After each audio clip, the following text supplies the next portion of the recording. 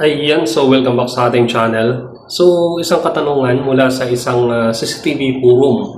So, sabi niya rito, ano daw ba ang question mga sir? Ano ang problema ng CCTV kapag ganito? So, ito ay hindi na maklaro. Ano ba to? Outdoor ba to? Or nasa loob ba? Pero may mga sasakyan kasi nakikita at mukhang nasa labas siya ng kasi may aircon. Nasa labas siya nakakabit. So ano nga ba ang mga possible na problema dito? Power supply, hindi power supply ito. Hindi ito problema ng power supply. Possible, kung coaxial ang gamit, yung coax na kable ang gamit dito, possible na basa yung coax. So ano na siya, grounded yung coax tapos nag-umido na yung wire ng coax. Nagkaroon na ng dahil sa matagal na pag-ulan or sa matagal na panahon na siyang naka-expose sa init ulan. So nangyari na sa akin ng ganyan, ilang beses na ako nagpalit ng power supply, ganyan pa rin. Maaaring yan ay sa coaxial or doon sa BNC o yung connection na ikinakabit doon sa camera.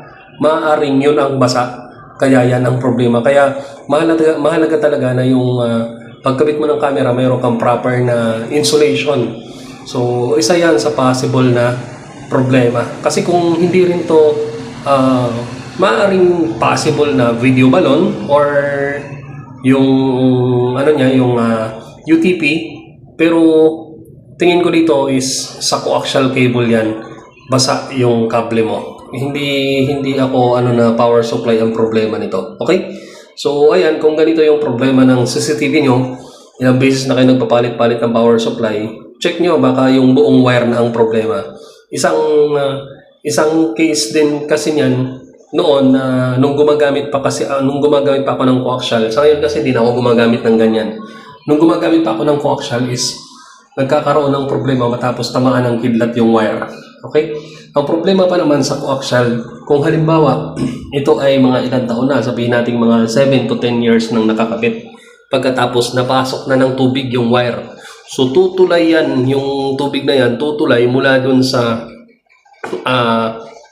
kanyang pinagmulan hanggang dun sa dulo. Lalong-lalo na kung walang dugtungan yung coaxial mo. Pero kung may dugtungan man yung coaxial mo, yung kanyang umido or yung wire ni coax, hindi didiretso papunta dun sa buong wire mo. Hanggang dun lang siya sa kadugtungan. Okay? So, ayan, hanggang dun lang. So, kung may katanungan kayo, maaari kayong magtanong. Huwag lang mathematics.